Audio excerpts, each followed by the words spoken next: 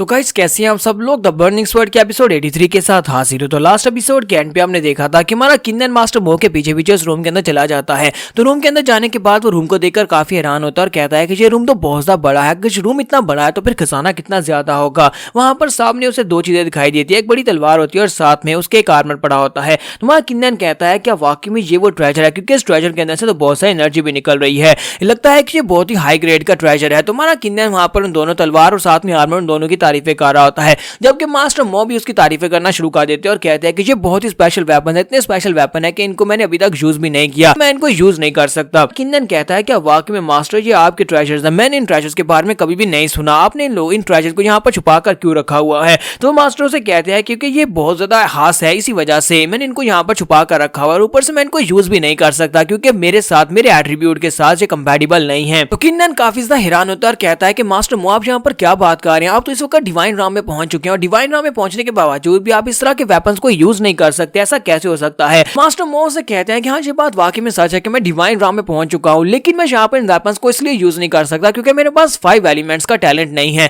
ये बात सुनने के साथ ही हमारे किन्नन को झटका लगता है। वो कहता है कि आपको इस बारे में कैसे पता चला। फिर साथ ही वो सोच रहा होता है कि लगता है कि मास्टर यहाँ पर मेरे पास से 5 एलिमेंट्स की पावर को लेना चाहते हैं, इसी वजह से यहाँ पर इस सीक्रेट रूम के अंदर मुझे लेकर आए हैं। तो मास्टर मो से कहते हैं कि मुझे तुम्हारे टैलेंट्स के बारे में पता है कि तुम्हारे पास 5 एलिमेंट्स की पावर है। तो किन्नन कहता है तो क्या तुम यहाँ पर मेरे पास से मेरे टैलेंट्स को छीनना चाहते हो। मास्टर मो कहते हैं बेवकूफ बच्चे, अगर मुझे यहाँ पर तुम्हारे पास से टैलेंट्स को छीनना होता तो मैं तुम्हें उसी वक्त मारकर तुम्हारे पास से टैलेंट्स को छीन लेता। तुम्हें यहाँ पर अपने सीक्रेट रूम के अंदर बुलाने की जरूरत नहीं थी। मैं यहाँ पर ऐसा इंसान बिल्कुल भी नहीं हूँ कि किसी के पास से उसके 5 एलिमेंट्स को ले ले। तो किन्नन कहता है तो फिर तुम्हारे कहने का मतलब क्या है। तो मास्टर से कहते हैं कि मैं यहाँ पर एल्डर जाओ की बात कर रहा हूँ। एल्डर जाओ टियान वो एक बहुत ही शातिर इंसान है, उसकी नजर कब से मेरी कुर्सी के ऊपर है, वो मेरी कुर्सी को हथियाना चाहता है और साथ ही उसे जहां पर से पावर मिलती है वो पावर को ले लेता है। मैं उसके जैसा बिल्कुल भी नहीं हूं और उसकी नजर कब से मेरे इन ट्रेजर्स के ऊपर है। अगर ये दोनों ट्रेजर भी उसे मिल जाते हैं और साथ ही तुम्हारे पास से 5 एलिमेंट्स की पावर को ले लेता है तो उसके बाद वो जरूर मुझे यहाँ पर गद्दी के ऊपर से हटा देगा और खुद सेक्टर का मास्टर बन जाएगा। तो किन्नन उसे कहता है कि मास्टर मो आपको जबकि ग्रैंड एल्डर के बारे में सब कुछ पता और आपको ये भी पता है कि वो क्या चाहते हैं, तो फिर क्यों ना आप उसको मार डाले, उसको मार कर उसको यहाँ पर से रास्ते से हटा दिया जाए। तो मास्टर मो से कहता है कि बच्चे ये इतना भी ज्यादा आसान नहीं है,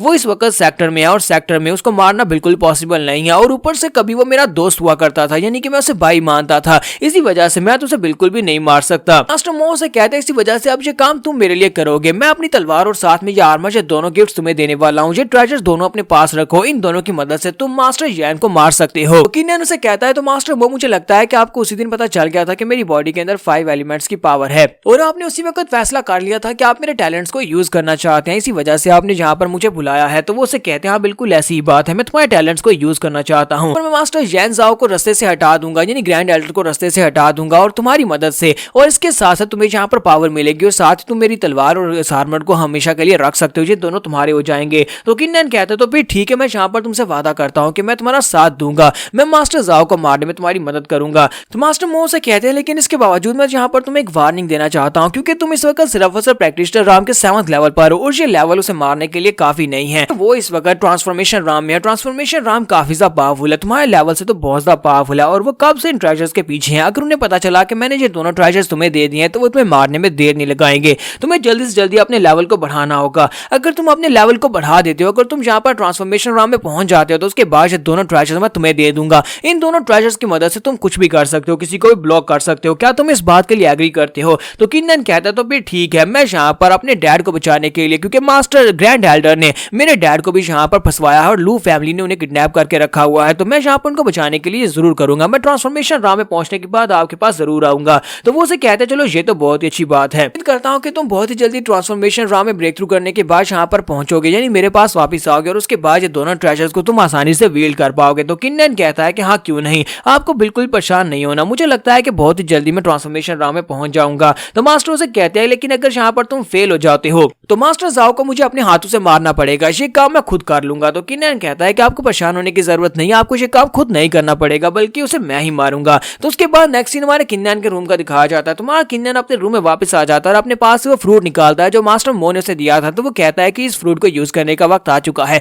देखते हैं कि ये फ्रूट यहाँ पर क्या कर पाता है, क्योंकि मास्टर ने कहा था कि ये फ्रूट बहुत ज्यादा स्पेशल है। उम्मीद करता हूँ कि मैं यहाँ पर इस फ्रूट को खाने के बाद ट्रांसफॉर्मेशन राम में पहुंच जाऊँ या फिर अपनी प्रैक्टिशनर राम की पीक पर पहुंच जाऊँ। और साथ ही वो कहता है कि इस फ्रूट को खाकर देख लेते हैं और इसी के साथ ही उस फ्रूट को खा जाता है। जब जब वो उस फ्रूट को खाता है तो उसकी एनर्जी बढ़ना शुरू हो जाती है और इसी के साथ उसकी बॉडी के अंदर जबरदस्त एनर्जी निकलती है। तो मास्टर किन्जान बाहर निकलते हैं और उसे कहते हैं, लड़के जल्दी से अपनी शूरा ब्लड लाइन को एक्टिवेट करो, अगर तुमने उसे एक्टिवेट नहीं किया तो ये ओवर बियरिंग एनर्जी जो है ये तुम्हारी बॉडी को डिस्ट्रॉय कर देगी। तो किन्नैन इसी के साथ ही मास्टर के इंस्ट्रक्शंस को फॉलो करते हुए वहां पर अपनी शूरा ब्लड लाइन की पावर्स को एक्टिवेट करता है और इसी के साथ ही उस एनर्जी को अपनी बॉडी में कंडेंस करना स्टार्ट करता है। अब वो उस एनर्जी को अपनी बॉडी के अंदर कंडेंस कर रहा होता है तो इसी के साथ उसकी बॉडी के अंदर से एक फैंटम निकलता है। तो मास्टर किन्जान कहते हैं ये तो बिल्कुल भी बुरा नहीं है बल्कि बहुत ज्यादा अच्छा है कि तुमने यहाँ पर शूरा फैंटम को भी कंडेंस करना सीख लिया है कि तुम यहाँ पर इस वक्त अपने प्रैक्टिशनर राम के 9th लेवल तक पहुंच चुके हो। तो बहुत ही अच्छी बात है कि तुम्हें यहाँ पर शूरा फैंटम मिल गया, क्योंकि शूरा फैंटम की मदद से तुम अपने दुश्मन के ऊपर स्नेक अटैक कर सकते हो, सरप्राइज अटैक कर सकते हो, जिसकी वजह से तुम्हारा दुश्मन जो है वो हेलुसिनेशन में चला जाएगा और उसे पता भी नहीं चलेगा कब तुम उसको हरा दोगे। किन्नैन बहुत ज्यादा खुश होता है और कहता है कि मुझे इस वक्त महसूस हो रहा है कि मेरी बॉडी के अंदर बहुत ज्यादा पावरफुल एनर्जी फ्लो कर रही है, पावरफुल एनर्जी पहले से ज्यादा तेजी के साथ मूव कर रही है और इसी के साथ ही वो कहता है कि मुझे इस यूज करना होगा। साथ ही वो अपनी तलवार निकालकर सामने की तरफ एनर्जी को रिलीज कर देता है।